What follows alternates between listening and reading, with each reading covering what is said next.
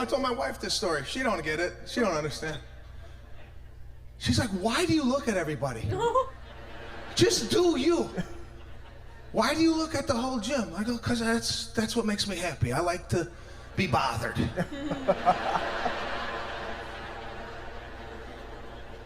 She just said, come with me. I'm going to go to spin class tomorrow. I said, okay, I'll come. I'll come to your spin class. I've never done this before. But I went.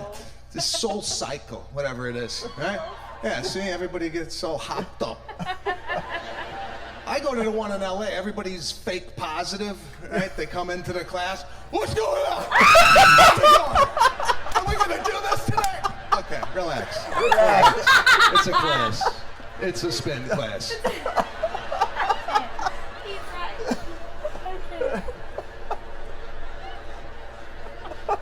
So right away, I'm bothered. I go, babe, I gotta get out of here. I can't do this already. I'm upset. She's like, come on, let's go check in and get our shoes. I said, shoes? What is this, bowling alley? Everybody's got these special spin shoes, so they're all walking around. Yes. I'm on bike 22. Could you tell me where bike? Okay, it's over here. Great.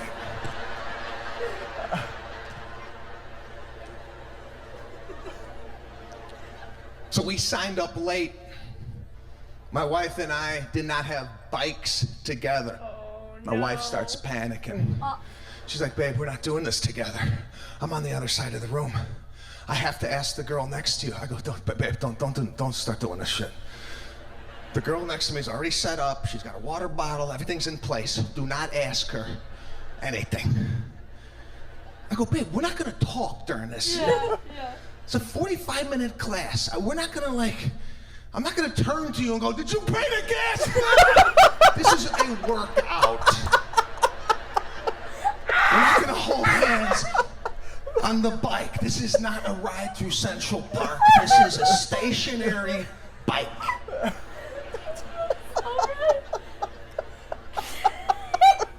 So I start the workout. The class didn't even start. I just start in on my own thing. I ain't waiting. No. If I'm there, let's get the thing going.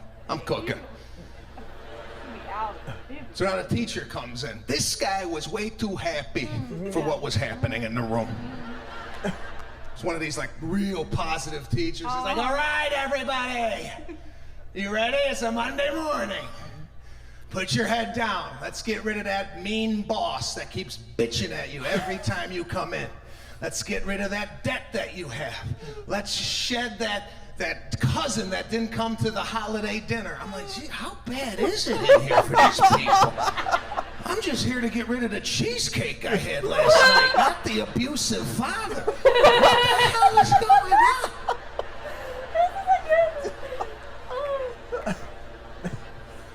on? But my wife grew up like very athletic. She grew up in a family where they have a lot of time on that side. They got a lot of money, so nobody's doing anything really, you know? Everybody's really relaxed. Like when I went over there for the first time, I was meeting my wife's family, and like everybody was home. Like on a Tuesday at 2:30, I go, why is everybody home? Like no one works over there. They just, you know, I like, what does your cousins do? I don't know really. I don't really know what they do. I think they're in advertising, but I don't really know what they do. They're so relaxed. They're the type of family that when they graduated college, they took a year off to go find themselves. Do you know people like this? They graduate and they go backpacking through Europe and stay at hostels like they're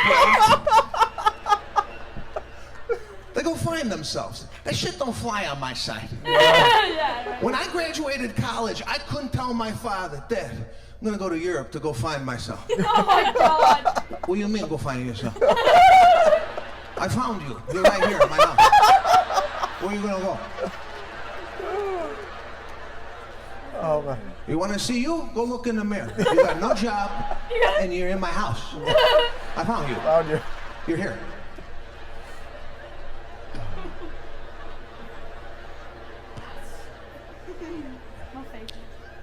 My wife's side's like really happy and they encourage things. Right? They like do retreats as a family. They work on their inner self. We work on our inner self. They do therapy. My family don't do any of this. No therapy, no bettering. It's like, this is it. What are you gonna do?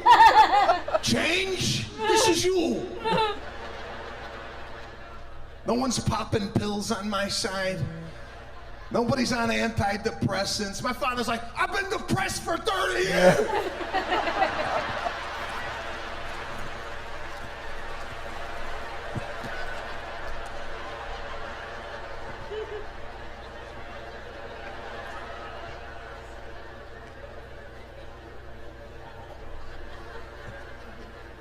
We just handled our problems in the house. We didn't broadcast our problems. My father was like, shh, don't tell nobody what's going on in here, okay? Even within our family, there was like secrets. No one said anything. My grandfather had polio. He had one leg significantly shorter than the other leg. Nobody said nothing. Nobody mentioned he had a disease. My whole childhood, I was just like, okay, that's the way men from Sicily walked.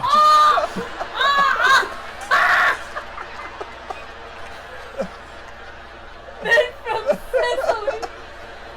Stop! Oh my God. I asked my father one day, I said, what's wrong with Grandpa? What do you mean, what's wrong? Why would you say that about your grandfather? What's wrong? What do you mean, what's wrong with him? I don't know, he's got a 2x4 nailed to his heel. I never seen a shoe like that. Nobody's saying anything about the man's shoes.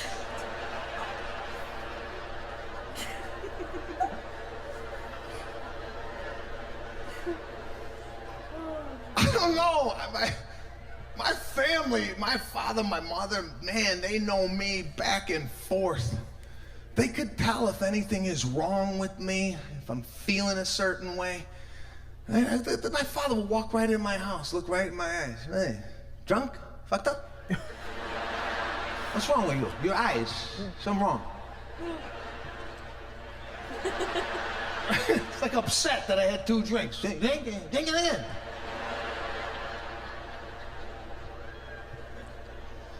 That's why I'm shocked to hear these parents today have no idea what their kids are doing, right? You hear it on the news all the time. We had no idea!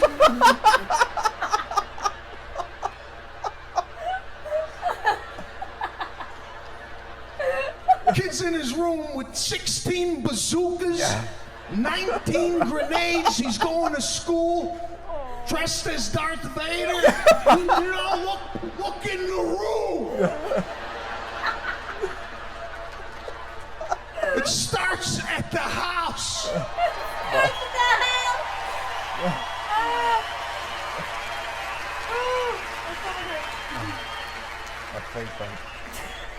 Growing up, my mother lived in my room constantly, just looking for shit.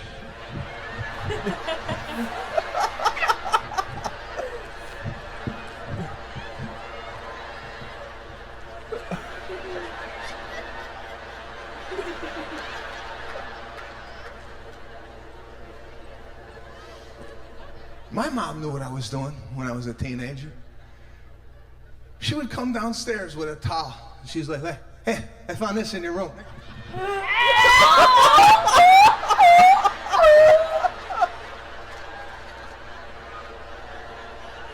You're sick. Just turn out.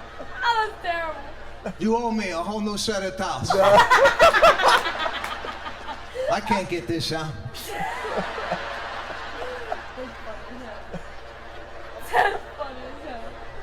No son of mine ain't gonna do that in my house.